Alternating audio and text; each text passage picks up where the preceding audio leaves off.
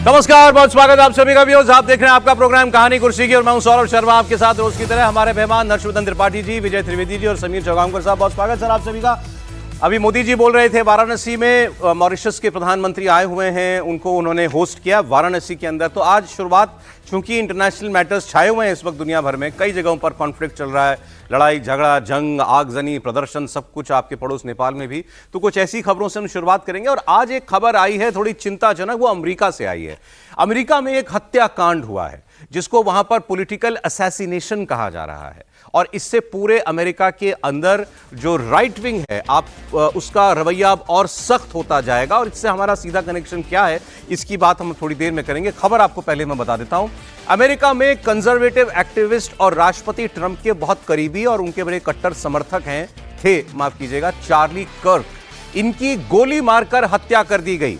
जब ये एक यूनिवर्सिटी के कार्यक्रम में बात कर रहे थे और सवाल जवाब का सिलसिला चल रहा था, उन्होंने एक सवाल का जवाब दिया, माइक नीचे रखा, दूसरा सवाल आया और उन्होंने माइक उठाया ही था कि एक गोली चलती है, गोली इनकी गर्दन में लगी और ये वहीं पर गिर गए और उसके बाद इनको बचाया नहीं जा सका। ये तस्वीरें हैं। ये पुलिस ने अभी एक संदिग्ध को हिरासत में लिया है। बुधवार को दरअसल यूटा यूनिवर्सिटी कैंपस में एक कार्यक्रम के दौरान किसी ने चार्ली कर्क को गोली मार दी। चार्ली कर्क को जब गोली मारी गई तब वो मंच पर छात्रों को संबोधित कर रहे थे। चार्ली कर्क को गोली लगते ही कैंपस में अफरा तफरी मच गई और ये अभी तक जो लग रहा है काफी दूर से उनको निशाना बनाकर गोली मारी गई है। पहले तो पुलिस को ये इसकी तस्दीक करनी थी कि क्या निशाने पर कर्क ही थे या किसी कोई और था और गलती से उनको गोली लगे। अब ये कंफर्म है कि उनको जान से मारने के लिए ही गोली चलाई गई थी। उन्हें गोली लगी, उसके बाद उनको गंभीर हालत में अस्पताल ले जाया गया, लेकिन उनको बचाया नहीं जा सका। राष्ट्रपति ट्रंप ने सोशल मीडिया पर, मात्र 31 साल के थे ये चार्ली कर्क, इनके निधन की जानकारी दी। हैरानी की बात यह है कि जिस वक्त चार्ली कर्क को गोली मारी गई वो अमेरिका में मास शूटिंग और गन वायलेंस को लेकर ही एक सवाल का जवाब दे रहे हैं, और तब उन पर एक गोली चलती। तो उसका एक वीडियो है, पहले आप ये वीडियो पूरा देख लीजिए।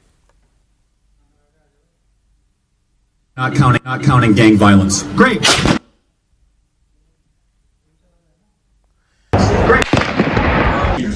Counting or not counting gang violence. Great. बहुत ही दर्दनाक हत्याकांड हुआ ये। पत्रकारों से, वहां पर लोगों से बात करते हुए एक ओपन कैंपस में वो एक मीटिंग ले रहे थे। इनकी शुरुआत जो राजनीतिक करियर की थी वो दरअसल यूनिवर्सिटी कैंपस से ही हुई थी। इन्होंने एक कैंपेन चलाया था जिसको बाद में, बहुत 18 साल की उम्र में इन्होंने कैंपस कैंपेन एक शुरू किया था, और उसके बाद वो कैंपेन बढ़ते बढ़ते जब ट्रंप राजनीतिक पटल पर सक्रिय हुए तो ये उनके साथ जुड़ गया। और पिछला जो कार्यकाल था ट्रंप का, उसमें ये उनके बेटे के निजी सहायक हुआ करते थे। इससे आपको पता चलेगा कि इनकी ट्रंप से कितनी नजदीकी थी। इसीलिए अमेरिकी राष्ट्रपति डोनाल्ड ट्रंप ने इनकी मृत्यु पर, इनकी हत्या पर गहरा दुख जताया है, और उन्होंने कट्टरपंथी वामपंथियों को इस राजनीतिक हत्या के लिए जिम्मेदार बताया। रेडिकल लेफ्ट, वो उसका जिक्र उन्होंने किया। आप देखिए भगदड़ कैसी मची वहां पर जब गोली चली। I'm getting out of here.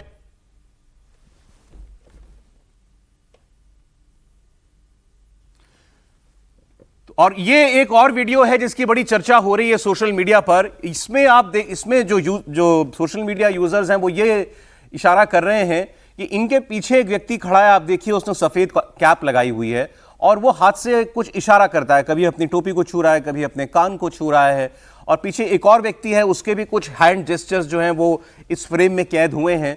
तो अब दो बातें हैं कि क्या अगर ये इनकी सुरक्षा से जुड़े हुए लोग थे तो क्या इनको कोई अंदेशा हुआ था और ये कोई सिग्नल कर रहे थे बाकी सुरक्षा कर्मियों को, क्योंकि कई लोगों ने बताया कि थोड़ी दूरी पर जो है एक दूसरी बिल्डिंग की छत पर से इनको गोली मारी गई है, या ये असैसिनेशन करने वाले को, गोली चलाने वाले को कोई इशारा था। इस वीडियो की भी काफी बातचीत इस वक्त सोशल मीडिया चैटर में आपको देखने को मिलेगी।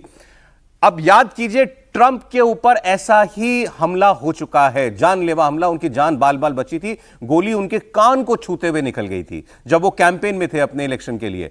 उसके बाद एक गोल्फ कोर्स पर जब ट्रंप थे, तब भी झाड़ियों में छुपे एक व्यक्ति ने उन पर गोली चलाने का प्रयास किया था। तो 2 असैसिनेशन अटेम्प्ट तो एक साल के अंदर ट्रंप के ऊपर हो चुके हैं। और अब एक और उनके कट्टर समर्थक राइट विंगर चार्ली कर्क को गोली मारकर उनकी हत्या कर दी गई। अब थोड़ा सा इनका बैकग्राउंड मैं आपको बताता हूं। चार्ली कर्क एक अल्ट्रा राइट विंग एक्टिविस्ट थे और अगर हाल के दिनों के इनकी स्टेटमेंट्स की बात करें तो भारत के जितने लोग H1B वीजा पर या पढ़ने के लिए अमेरिका जाते हैं तो ये उसके खिलाफ बोल रहे थे। इनका कहना था कि जितना नुकसान भारतीय लोग वीजा लेकर अमेरिका में आकर हमारे लोगों का करते हैं, मतलब उनकी नौकरियां ले लेते हैं, भारतीय वहां जाते हैं तो वाइट कॉलर जॉब्स में उनको ज्यादा मौका मिलता है, तो ये इंडियंस को कम वीजा दिया जाए, इसके पक्षधर थे। बहरहाल राष्ट्रपति ट्रंप का इस वक्त जो भी रवैया है उस पे चार्ली कर्क कुछ ना कुछ जोड़ रहे थे, ऐड कर रहे थे। राष्ट्रपति ट्रंप ने चार्ली कर्क को एक महान इंसान बताते हुए उनके निधन पर शोक व्यक्त किया है। ट्रंप ने चार्ली कर्क की हत्या को निशंस हत्या करार देते हुए इसकी निंदा की है। ट्रंप ने कहा कि अमेरिका के युवाओं के दिल को चार्ली से बेहतर कोई नहीं समझ सकता था। उनका एक बयान भी है मेरे पास, वो आपको सुनाता हूं। At the heinous assassination of Charlie Kirk on a college campus in Utah. Charlie inspired millions, and tonight all who knew him and loved him are united in shock and horror. Charlie was a patriot who devoted his life to the cause of open debate and the country that he loved so much, the United States of America. He fought for liberty, democracy, justice, and the American people. He's a martyr for truth and freedom, and there has never been anyone who was so respected by youth. Charlie was also a man of deep, deep faith, and we take comfort in the knowledge that he is now at peace with God in heaven. Our prayers are with his wife, Erica, the 2 young, beloved children, and बहुत छोटी उम्र में ये राजनीति की जो top हस्तियां उनके करीब पहुंच गए थे। लेकिन अमेरिका में राजनीतिक हिंसा का ऑन कैमरा ये कोई पहला मामला नहीं है या पहला मर्डर भी नहीं है। इससे पहले सियासी हिंसा की एक लंबी चौड़ी फहरिस्त है। जून 2025 में मिनेसोटा में सांसद और उनके पति की हत्या कर दी गई। अप्रैल 2025 में पेंसिल्वेनिया के गवर्नर के घर में आग लगा दी गई। जुलाई 2024 में प्रचार के दौरान ट्रंप पर गोली चली थी। अब ट्रंप के करीबी चार्ली कर्क की भी हत्या कर दी गई है और इसके बाद अमेरिका में काफी गुस्सा भी है। और यह बता रहा है कि जो इस वक्त राजनीतिक खेमाबंदी है, एक तरफ डोनाल्ड ट्रंप के रिपब्लिकन समर्थक, दूसरी तरफ डेमोक्रेट पार्टी के, इनके बीच में कितनी नफरत हो चुकी है। मतलब ऐसे उदाहरण आपको भारत में भी बहुत कम मिले होंगे, लेकिन अमेरिका की सोसाइटी पूरी तरीके से बटी हुई है। एक और आपको इस व्यक्ति के बारे में बताता हूं। आपको याद होगा कि अमेरिका जब पिछला इलेक्शन इस जो चुनाव ट्रंप जीते उससे पहला जो हारे थे, उसके बाद ट्रंप ने नतीजों को मानने से इनकार कर दिया था। और आपको याद है कि कैपिटल हिल पर लोगों ने चढ़ाई कर दी थी, इनके समर्थकों ने। उसके बाद ये तक बात हुई थी कि ट्रंप को आजीवन चुनाव न लड़ने की सजा भी दी जाए, उन पर बैन लगा दिया जाए। जो लोग उस वक्त कैपिटल हिल में दाखिल हुए, जिन्होंने वहां दंगा फसाद किया था, उससे भी जोड़कर इन जो चार्ली कर्क है इनको देखा जाता है, क्योंकि उस वक्त इन्होंने एक जनसभा की थी वॉशिंगटन में और वहीं से बहुत सारे लोग कैपिटल हिल की तरफ बढ़े थे।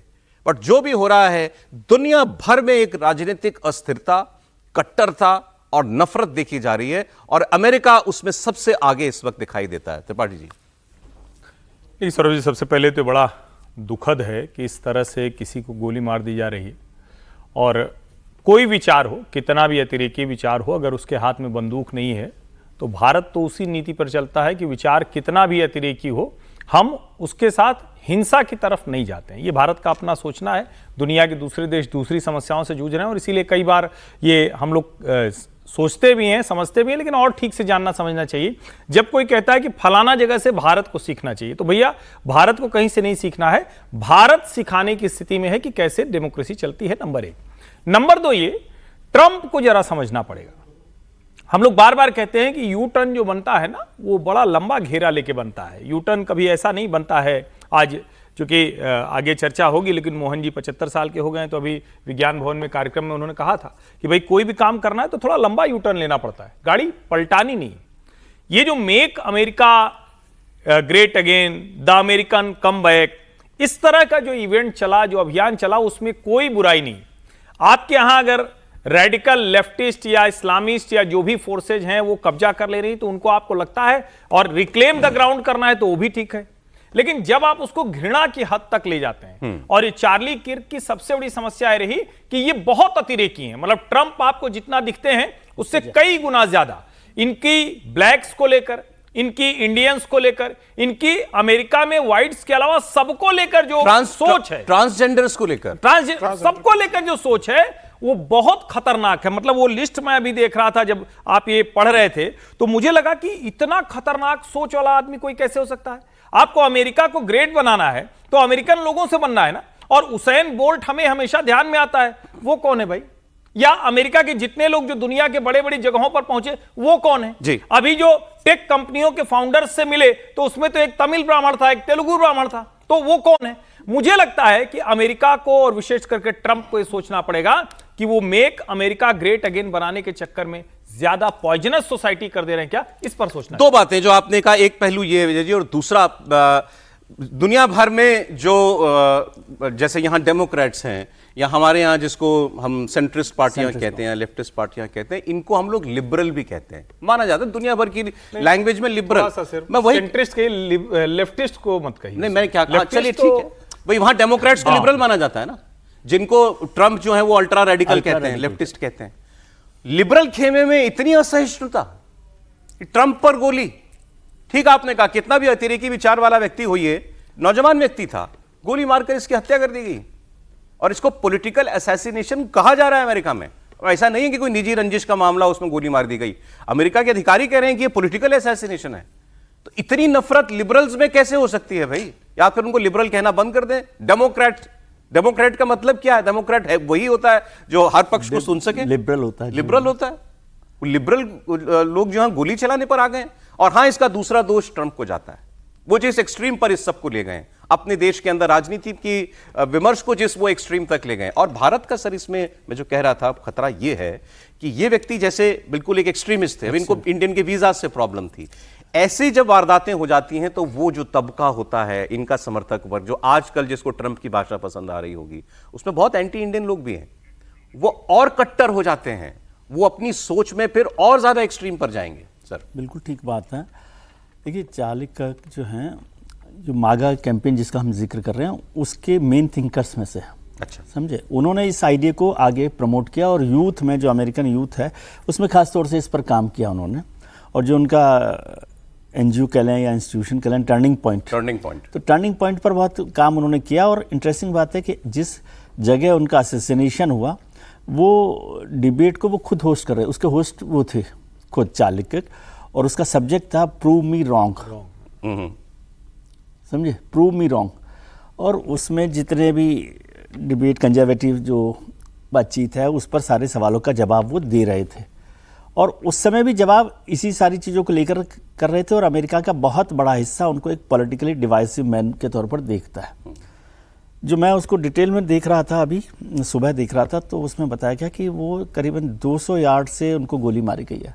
इसका मतलब है स्नाइपर से गोली मारी गई है। 200 यार्ड बहुत होता है, बहुत होता है। तो वो बिना स्नाइपर के और बिना प्रोफेशनल के गोली नहीं मारी, जैसे ट्रंप पर चली थी, ट्रंप पर चली थी वैसा ही। तो 200 यार्ड से वो गोली मारी है। अभी तक तो कोई बड़ा अरेस्ट नहीं हुआ उस पर।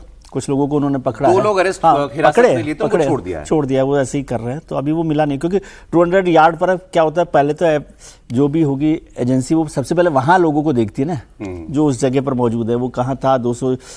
और बताया गया कि वो ओल्ड मैन है जिसने गोली चलाई है, अराउंड 70 एक वीडियो आया है, उसमें एक पुलिस वालों ने एक व्यक्ति को पकड़ा हुआ है, और एक पुलिस 70 ईयर ओल्ड मैन अभी तक की, मतलब लेकिन कोई कंफर्म, वो राइफल भी लेकर आती है, जैसे वैसा लगता है कि वो हमलावर की राइफल है। हाँ, लेकिन जब दोनों तरफ एक्सट्रीम होने लगे, चार्ली किर्क को एक्सट्रीम के तौर पर देखा जाता है, एक्सट्रीमिस्ट के तौर पर, और वो जो भारत के खिलाफ और ब्लैक्स के खिलाफ जो कैंपेन चला रहे थे, आप कहें कि आप डेमोक्रेट्स को कहें, किसी को कहें, तो वो दोनों तरफ बढ़ते बढ़ते कहीं ना कहीं वो गुस्सा ऐसी जगह पहुंच जाता है जिसको हम सपोर्ट नहीं कर सकते, न जस्टिफाई कर सकते। ये मतलब इस पॉलिटिकल असैसिनेशन ही है ये, इसमें कोई ऐसी बात नहीं है। ठीक है सर। सर अगली खबर में बढ़ते हुए नेपाल की बात मैं आपको बताता हूं, क्योंकि अमेरिका में राजनीतिक हिंसा हो रही है तो नेपाल तो पूरा जला ही डाला गया है। जैसे बांग्लादेश में तख्ता पलट के बाद अंतरिम सरकार का गठन किया गया था और जिस तरीके से सेना ने मोहम्मद यूनुस को अंतरिम सरकार का मुखिया बनाया, उसी ठीक पैटर्न पर नेपाल में भी तख्ता पलट हुआ और ठीक उसी तरीके से अंतरिम सरकार बनने के प्रयास हो रहे हैं। और यहां भी बांग्लादेश की तरह नेपाल की सेना पूरी तरीके से इन्वॉल्व है। जब हम सेना की बात कर रहे हैं तो थोड़ा आप इस पर भी देखिए। आप आसपास भारत दुनिया का सबसे बड़ा लोकतंत्र है, लेकिन हमारा पड़ोस पाकिस्तान में आर्मी शासन, बांग्लादेश में लगभग आर्मी शासन, म्यांमार में तख्ता आंग सान सूची की सरकार को बेदखल किया गया तो सेना का शासन लगा। नेपाल में अब सेना ही सब कुछ कर रही है जो कर रही है। अगर आप अफगानिस्तान में जाएंगे तो वो भी एक सैन्य तख्ता पलट। जब अमेरिकी गए वहां पर एक डेमोक्रेट सरकार थी, उसको आर्म्ड रिबेलियन के जरिए तालिबान ने खदेड़ा था, तो वहां पर भी बंदूक की वजह से बंदूक का जोर ही चला। और हमारे यहाँ अगर आप साउथ में बात करें तो श्रीलंका के अंदर जो पूर्व आंदोलन के बाद जो राष्ट्रपति बने, आज वही राष्ट्रपति जेल के अंदर है। हर जगह जो है गोली बंदूक से सरकारें बन रही हैं और तय हो रही हैं। इस सब के बीच में एक लोकतांत्रिक भारत है। अब नेपाल के अंदर जो सेना प्रमुख हैं वो अशोक राज, वो लगातार जेनजी के प्रतिनिधियों से बात कर रहे हैं जो आंदोलनकारी हैं। और इसमें एक नाम आपने कल से सुना, सुशीला कार्की, जो वहां की सुप्रीम कोर्ट की पूर्व जज थी और पहली महिला चीफ जस्टिस थी। खबर है कि परसों रात को 2 बजे वहां के जो सेना प्रमुख हैं अशोक राज, जनरल अशोक राज, वो इनके घर गए और इनको बताया कि आपका नाम मुझे सुझाया गया है इन आंदोलनकारियों की तरफ से, क्या आप इस रोल को स्वीकार करेंगी? उस वक्त सुशीला कार्की ने मना कर दिया। 14-15 घंटे के बाद इनको मनाया जा सका और फिर इन्होंने सहमति दी। कल इन्होंने इंडियन मीडिया से भी बात की, ये भी कहा मैं मोदी जी को पसंद करती हूं, उनकी सोच को पसंद करती हूं और भारत और हमारे बड़े घने रिश्ते हैं, हमारी तो रिश्तेदारियां हैं। इन्होंने ये भी कहा कि कभी कभी हम लोग जैसे रसोई के अंदर 2 बर्तन टकरा जाते हैं तो आवाज होती है, ऐसे कुछ मुद्दों पर कभी कभी हमारे भी मतभेद हो जाते हैं, लेकिन भारत और नेपाल एक ही हैं। अब राष्ट्रपति से इनकी मुलाकात जो है राष्ट्रपति से भी हुई है और फिर अब इनके नाम पर लगभग मुहर लग जाएगी, ये माना जा रहा है। कल ये भी चर्चा थी कि एक गुट ऐसा है आंदोलनकारियों का जो इनके नाम पर भी सहमत नहीं है, वो सेना मुख्यालय के बाहर प्रदर्शन करने पहुंच गए। ऐसी खबरें आज भी आ रही हैं कि कुछ प्रदर्शनकारी इनके नाम पर सहमत नहीं है, वो चाहते हैं कि जो यंग मेयर हैं काठमांडू के बालिन शाह, वो बने। अब सुशीला कार्की अगर इस रोल में आती हैं तो इनसे अपेक्षा क्या है? इनसे केवल इतनी अपेक्षा की जा रही है आंदोलनकारियों की तरफ से कि ये जल्द से जल्द संसद को भंग करें और नए सिरे से चुनाव कराएं। सुशीला कार्की कोई लॉन्ग टर्म अरेंजमेंट देखने वहां नहीं आई हैं। इनके हाथों में सत्ता केवल इसलिए देने के लिए तैयार हुए हैं आंदोलनकारी कि ये इनकी एक ईमानदार छवि है और ये जल्द से जल्द इलेक्शन करा करके फिर उसमें से जो यंग लीडरशिप उभरे वो वहां पर सत्ता पर काबिज हो। और बालिन शाह ने भी यही कहा है, वरना उनका भी नाम चल रहा था अंतरिम प्रधानमंत्री के लिए, उन्होंने उससे इनकार ही इसीलिए किया क्योंकि वो भी ये चाहते हैं कि मैं कोई स्टॉप गैप अरेंजमेंट के तहत सत्ता में नहीं आना चाहता, चुनाव के जरिए आना चाहते हैं, फिर वो हो सकता है अपनी पार्टी भी बनाए। तो ये इस वक्त वहां चल रहा है। एक बयान मेरे पास है जो आंदोलनकारी हैं उन्हीं में से, उनका क्या कहना है सुशीला कार्की के ऊपर। This is not the permanent government, this is the temporary government. So we need to cooperate on this. So we have a threat in our country. We have to accept that. Our sovereignty is in threat. Our independency is in threat. So we have to accept that. So for the sake of independency, for the sake of sovereignty, we have to protect our country. That is the reason. To protect the democracy, we have given the name of her. Sameer जी, अब इनके नाम पर कुछ सहमति होगी और ये तो वो खुद ही जो आंदोलनकारी हैं कह रहे हैं कि ये टेम्पररी अरेंजमेंट है। देखिए, सुशीला कार्की ने भी ये बहुत स्पष्ट कर दिया था। पहले वो तैयार नहीं हो रही थी, उन्होंने कहा था कि भाई इस मामले में पढ़ना नहीं चाहती हूँ। जिस तरीके से पूरा देश हिंसा में झुलस रहा है, इस समय मैं किसी भी तरीके से नहीं सत्ता टेम्परेरी व्यवस्था में आना चाहती, क्योंकि मैं आते ही फिर विरोध शुरू होगा और आप दूसरे अल्टरनेटिव व्यवस्था कीजिए। लेकिन चूंकि सुशीला कार्की के नाम पर एक बड़ा वक्त तैयार था कि नहीं, सुशीला कार्की के नाम सजाया गया था, काठमांडू के गवर्नर ने भी इस बात नाम का समर्थन किया था, तो आखिर में उन्हें तैयार किया गया। लेकिन उन्होंने बहुत स्पष्ट कर दिया कि मैं कोई चुनाव नहीं लड़ने वाली हूँ आने वाले समय में, और मैं जल्दी से जल्दी इस व्यवस्था सुनिश्चित की जाए कि देश में चुनाव हो। मैं लंबे समय तक सत्ता को संभालने की स्थिति में नहीं हुई। आगे भी इलेक्शन नहीं लड़ेंगे? नहीं, उन्होंने बहुत स्पष्ट कर दिया कि मैं कोई चुनाव नहीं लड़ने वाली हूं।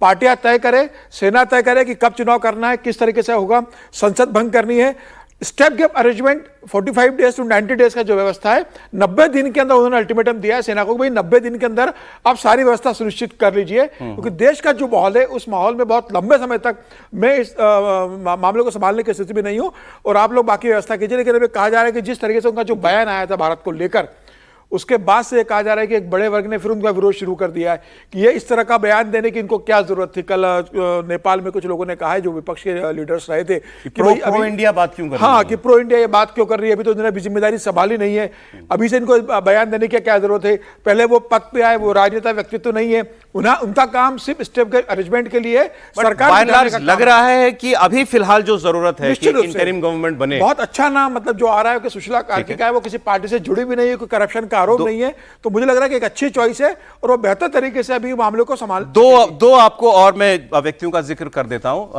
एक नाम जो सबसे ज्यादा चर्चा में था इस तख्ता पलट के बाद, बालिन शाह, उनके बारे में मैंने आपको बताया, वो भी जल्द से जल्द चुनाव चाहते हैं। रैपर से मेयर बन गए और माना जा रहा है कि अंतरिम सरकार की जगह ये चुनाव जीतकर सत्ता में आने को प्राथमिकता दे रहे हैं। जो दूसरा नाम था जिनका लेना देना सीधे सीधे इस आंदोलन से है, वो है सुदान गुरंग।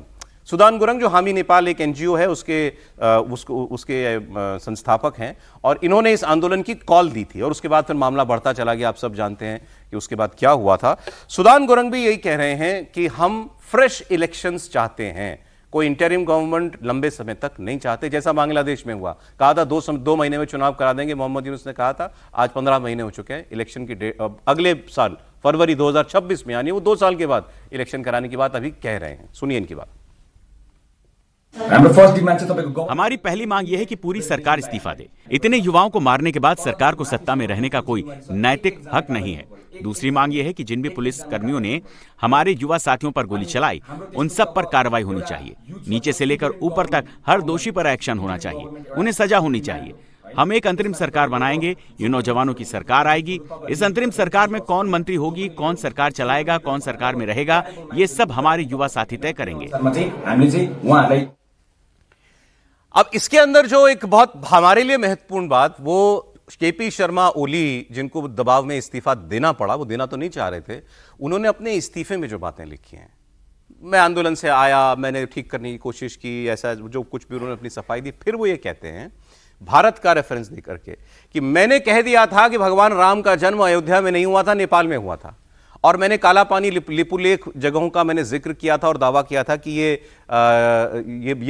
नेपाल की सीमा में आते हैं, ना कि भारत की सीमा में। अगर मैं अपने बयान वापस ले लेता तो हो सकता है मैं कुछ और वक्त सत्ता में रह सकता था। वो हिंट ये कर रहे हैं कि मेरा स्टैंड क्योंकि एंटी इंडिया था कुछ बातों को लेकर के, इसीलिए इस आंदोलन का निशाना मुझे बनाया गया। मतलब वो इंडियन हैंड की तरफ इशारा कर रहे हैं त्रिपाठी जी। नहीं, अगर वो ऐसा कह रहे हैं तो जाहिर है कि एक लंबे समय तक वो राजनेता रहे, 4 बार प्रधानमंत्री रहे, भारत से उनके रिश्ते बड़े अच्छे थे। ठीक है, वो कम्युनिस्ट आइडियोलॉजी को मानते थे, लेकिन यहाँ से तो उनके और प्रचंड दोनों के बड़े अच्छे रिश्ते थे। और अगर वो ये कह रहे हैं कि भारत विरोधी विचार रखने की वजह से उनकी सत्ता चली गई, तो हम भारत के लोगों को ये सोचना चाहिए कि इसका मतलब जो नेपाल में एंटी इंडिया सेंटिमेंट कहा जाता है वो प्रो इंडिया है। इसका मतलब तो यही हुआ ना कि भारत को लेकर, भारत के खिलाफ अगर कोई बोलेगा वहां, तो वो प्रधानमंत्री की कुर्सी पर नहीं रह सकता है। नंबर 1, यानी भारत की शक्ति बड़ी जबरदस्त है। भारत और नेपाल का रिश्ता क्या है? सुशीला कार्की जी ने कहा, जो उनको ध्यान से सुनिए, कि वहां लोग रो रहे हैं, ऐसे ही दुखी हैं जैसे कोई अपने घर का आदमी होता है। और कभी तो हो ही जाता है, किचन में 4 बर्तन है, टकराते हैं, लेकिन जो एक किचन में रहते हैं वही बर्तन टकराते हैं ना। मतलब घर है भारत और नेपाल एक दूसरे का। वो तो बीएचयू से पढ़ी भी है, मास्टर्स उन्होंने यहीं से किया, यहीं उनको प्रेम हुआ जिनसे उन्होंने विवाह किया।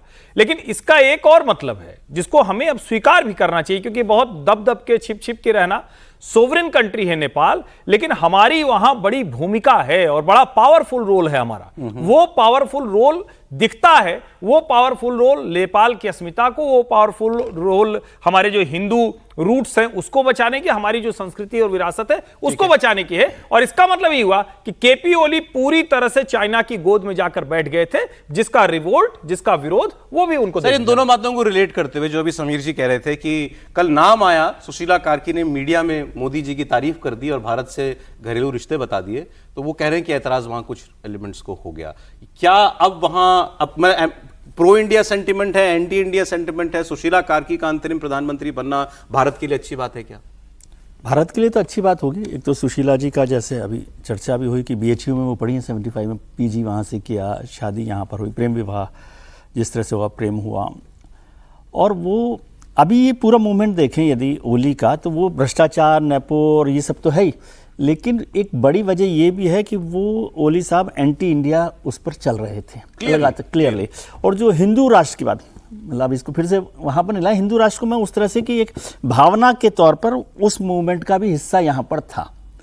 ओली साहब ने पहले ही इस बात का जिक्र कर दिया अपने चिट्ठी में भी कि भारत जो है इसमें दखल दे रहा है। ये एंटी, मतलब जो नेपाल पूरा का पूरा जो चल रहा है एंटी गवर्नमेंट, वो भारत का उसमें दखल है जी। और यदि सुशीला कार्के अंतरिम सरकार की प्रधानमंत्री या जो भी इसमें मुखिया बनती कुछ है, तथ्य हो सकता है क्या वैसे, क्या जो वो आरोप लगा रहे हैं? भारत उनके साथ है नेपाल के, इसमें तो कोई तथ्य नहीं, कुछ। जो ओली साहब कह के गए। नहीं, ओली साहब कह रहे हैं, अब वो तो ओली साहब यही कहेंगे सरकार में जिस तरह से उनका दखल है, और ये कहना उनके लिए वाजिब भी है क्योंकि वो चाइना के साथ बैठे हुए हैं, चाइना को सपोर्ट कर रहे हैं, तो उस पर हो रहा है। लेकिन यदि सुशीला कार्की बनती हैं तो उनकी बात में दम हो जाएगा।